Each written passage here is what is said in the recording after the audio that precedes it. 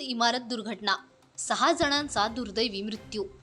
मनसेकडून पालिका अधिकारी आणि आयुक्तांवर गुन्हा दाखल करण्याची मागणी. मुंबईतील मानखुर्द परिसरात रविवारी रात्री घडलेल्या भीषण इमारत दुर्घटनेत 6 जणांचा मृत्यू झाला आहे. एकाच जखमीवर रुग्णालयात उपचार सुरू आहे. जनतानगर हनुमान मंदिराच्या मागील बाजूस असलेल्या चाळ क्रमांक 5 मधील ग्राउंड प्लस 3 मजली इमारतीतील 2 ते 3 झोपडीनुमा निवासी युनिट्स अचानक कोसळल्याने हा भीषण अपघात घडला. घटनेनंतर मुंबई अग्निशमन दल, मुंबई पोलीस, बृहन्मुंबई महानगरपालिका कर्मचाऱ्यांसह 108 रुग्णवाहिका पथकाने तातडीने घटनास्थळी धाव घेत बचाव आणि मदत कार्य सुरू केले. शताब्दी रुग्णालयाने दिलेल्या माहितीनुसार आलिया वयवर्ष 7, मुस्कान वयवर्ष 14, निहाल वयवर्ष 6, नाबिया वयवर्ष 2 आणि सोनी वयवर्ष 32 यांना रुग्णालयात दाखल करण्यापूर्वीच मृत घोषित करण्यात आले. तर राजावाडी रुग्णालयात मुनाफ वयवर्ष 7 याला मृत घोषित करण्यात आले. या दुर्घटनेत रेहान अली वयवर्ष 24 हे जखमी झाले असून त्यांच्यावर राजावाडी रुग्णालयात उपचार सुरू आहेत. डॉक्टरांच्या माहितीनुसार त्यांची प्रकृती सध्या स्थिर आहे.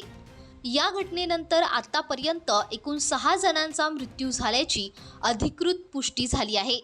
प्रशासनाकडून दुर्घटनेच्या कारणांचा तपास सुरू आहे. तसेच घटनास्थळी मदत व बचाव कार्यही सुरू आहे. दरम्यान या घटनेनंतर मनसे चर्मोद्योग सेनेचे अध्यक्ष सतीश वैद्य यांनी बृहन्मुंबई महानगरपालिका अधिकारी आणि प्रशासन आयुक्त यांच्यावर निष्काळजीपणाबाबत FIR दाखल करण्याची मागणी केली आहे. या मागणीमुळे या प्रकरणाला राजकीय वळण मिळण्याची शक्यता असून प्रशासनाच्या भूमिकेकडे सर्वांचे लक्ष लागले आहे. वार्ड क्रमांक 135 मध्ये जी काल घटना झाली त्या सर्व मृतांना सर्वप्रथम भावपूर्ण श्रद्धांजली देतो. आज महानगरपालिका करते काय हा प्रश्न खूप गंभीराने उभा आहे. कमीत कमी 7 ते 8 वर्ष झालं महानगरपालिकेला आम्ही पाठपुरावा करत आहोत. इनलिगल मोबाईल टावर, इनलिगल बांधकामं, 4 माळ्याचे बांधकामं झालेले आहेत मानखुर्द शिवाजीनगरमध्ये. त्याच्यावर 4 माळ्याच्या बिल्डिंगवर 15 20 फुटाचे मोबाईल टावर लागलेले आहेत.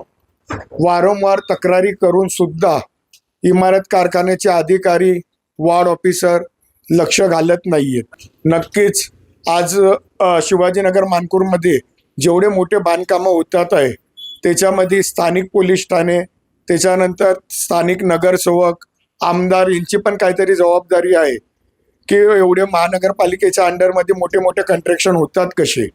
तरी वारंवार पत्र देऊन पूर्वचे सहआयुक्त उज्ज्वल इंगोले साहेब यांच्या संगती भेट घेऊन वारंवार तक्रारी करून सुद्धा इनलिगल कन्स्ट्रक्शनवर कारवाई होत नाही.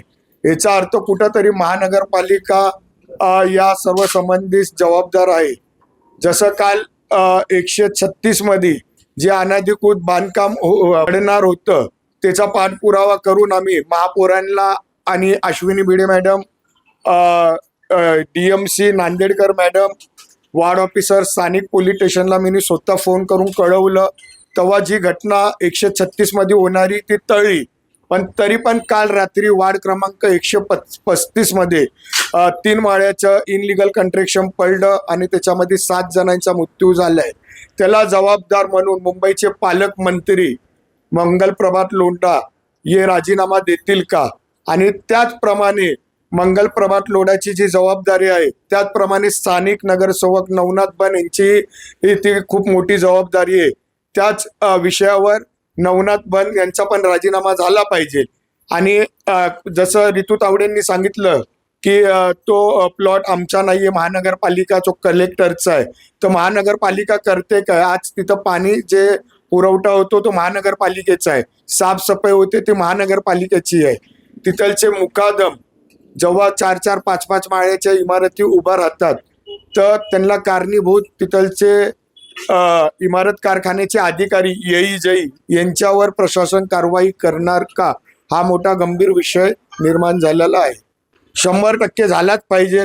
आतापर्यंत जेवढ्या मी तक्रारी केलेल्या आहेत इनलिगल कन्स्ट्रक्शनच्या त्या सर्व कंप्लेंटी घेऊन तक्रारी घेऊन मी हायकोर्टामध्ये पिटिशन लवकरच दाखल करत आहे.